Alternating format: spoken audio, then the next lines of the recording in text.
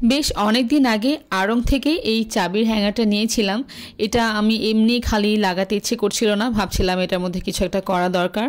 প্রথমে ভেবেছিলাম এটাকেই কালার করে ফেলবো, পরে ভাবছি না, এটা এরকম কাঠ কালারই থাক, এটার মধ্যে কিছু করা যায় কিনা দেখা যাক। সেই জন্য এতদিন লাগানো হয়নি, তো এখন বসে পড়েছি এটা নিয়ে কিছু একটা করার জন্য। তো এই যে খালি বটল ছিল কয়েকটা, এগুলো নিয়ে একটু মাথার মধ্যে একটা আইডিয়া এসেছে, দেখা যাক সেটা কেমন হয়। ফার্স্টে যেটা করব, এই কিউট কিউট ছোট দুটো বটল, এদেরকে একটু সাজাতে হবে, এদেরকে একটু জামা কাপড় পরিয়ে সাজাতে হবে।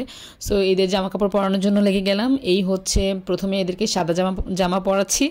এটা একটু টেক্সচারটা এরকম থাকবে, প্লেন থাকবে না, যার কারণে এইভাবে একটা প্রথম কোট দিয়ে নিয়েছি এবং এটাকে হচ্ছে শুকাতে দিতে হবে। এবং সেকেন্ড যে বটলটা ছিল সেটাকেও সেমভাবে এইভাবে একটা কোট হচ্ছে আমি দিয়ে নিচ্ছি এবং এই দুটাকে এখন হচ্ছে শুকাতে রাখবো। কালার করার পরে এটা আরও একটা কোট দিতে হবে, সাদা জামা আরও একবার পরাতে হবে, তাহলে সুন্দর লাগবে। এই যে আমি দুইটা কোট হচ্ছে দিয়ে নিয়েছি এর মধ্যে, এই দুইটার মধ্যে, যার কারণে কালারটা একটু ভালো লাগছে। এখন হচ্ছে আরও একটা জামা পরাতে হবে, জামা পরানো কিন্তু এখনও শেষ হয়নি। তো এই যে এখন একটা হলুদ জামা পরাবো, দুইটাকে হলুদ পরি বানাবো। হলুদ পরির মধ্যে হচ্ছে দুইটার মধ্যেও একটু পার্থক্য থাকবে।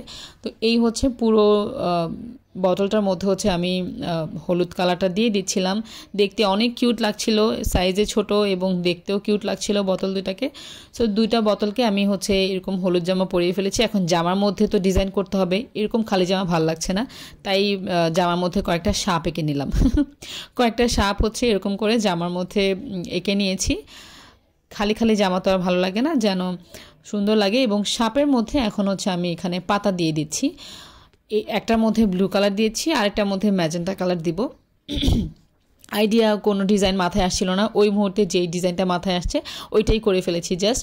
তো এই যে এটার মধ্যে ম্যাজেন্টা কালার দিয়ে হচ্ছে এরকম পাতা দিয়ে দিয়েছি। আমার দুইটা বোতল সুন্দর করে সাজানো রেডি।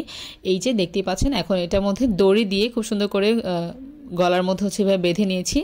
সো দুইটা বটলে আমি দড়ি দিয়ে বেঁধে নিয়েছি সুন্দর করে। দেখতে অনেক কিউট লাগছে, তাই না? এগুলো দেখতে খুবই কিউট লাগছে। এরকম করে খালি বটলগুলো ফেলে না দিয়ে সুন্দর করে এরকম ডেকোরেশন করা যায়। সো এখন যে হ্যাঙ্গারটা আছে, চাবি হ্যাঙ্গারটা, সেটা আমি হ্যাঙ্গিং করব, যার কারণে এরকম সুন্দর সুন্দর কিউট দুইটা স্টিকার নিয়ে নিয়েছি। এই ধরনের স্টিকার অনেকগুলোই পাওয়া যায়, অনেকগুলো ভালো পড়ে না। তো এই টাইপের স্টিকার যেগুলো, এগুলো মোটামুটি ভালো, এগুলো দেওয়ালে অনেক দিন ধরে লেগে থাকে। তো এই যে আমি প্রথমে মার্ক করে রেখেছিলাম কোথায় লাগাবো, সেখানে হচ্ছে আমি স্টিকার দুটো সুন্দর করে লাগিয়ে দিয়েছি। এই স্টিকারগুলো কিন্তু কালার চেঞ্জিং, মানে আপনি এক পাশ থেকে দেখলে এগুলো এক ধরনের কালার দেখা যায়। তো আমি এইভাবে হ্যাঙ্গিংটা দিয়ে আগে মাপ দিয়ে হচ্ছে তারপর হচ্ছে ভালো করে এটা বসিয়ে নিয়েছি। এই স্টিকারগুলো আমার বাসায় আরও অনেক আছে, এগুলো মোটামুটি অনেক দিন যায়। তো এই যে বলেছিলাম কালার চেঞ্জিং, দেখতেই পাচ্ছেন এক পাশ থেকে একরকম কালার দেখা যায়, দেখতে অনেক কিউট লাগছে, তাই না? তো এটার মধ্যে আমি এখন হ্যাঙ্গারটা লাগিয়ে দিব, লাগিয়ে এই হ্যাঙ্গারটাকে এখন সাজানোর পালা, হ্যাঙ্গারটাকে এখন সুন্দর করে ডেকোরেশন করার পালা। এই যে লাগানোর পরে দুইটা ছোট্ট কিউট বোতল রেডি করেছিলাম, সেই বোতলগুলো হচ্ছে লাগিয়ে দিয়েছি। এখন এখানে মানি প্ল্যান্ট লাগালে ভালো হতো, আমার কাছে মানি প্ল্যান্ট নাই, যার কারণে আমি হচ্ছে এরকম দুইটা সিঙ্গেল আর কি পাতা টাইপের আমি নিয়ে নিয়েছি, দেখতে কেমন লাগে সেটা দেখানোর জন্য। এবং একটা ঝুমকা টাইপের দিয়ে দিয়েছি এবং প্রয়োজনীয় যে চাবিগুলো, যেগুলো হাতের কাছে থাকা দরকার, সেই চাবিগুলো হচ্ছে এখানে রেখে দিয়েছি।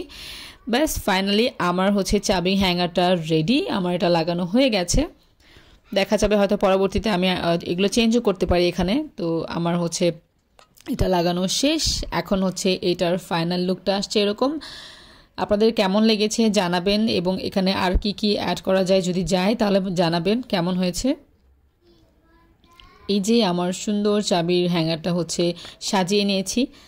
ভিডিও ভালো লাগলে লাইক, কমেন্ট, শেয়ার করে পাশে থাকবেন। আজকের মতো এখানেই বিদায় নিচ্ছি, ভালো থাকবেন সবাই, টাটা।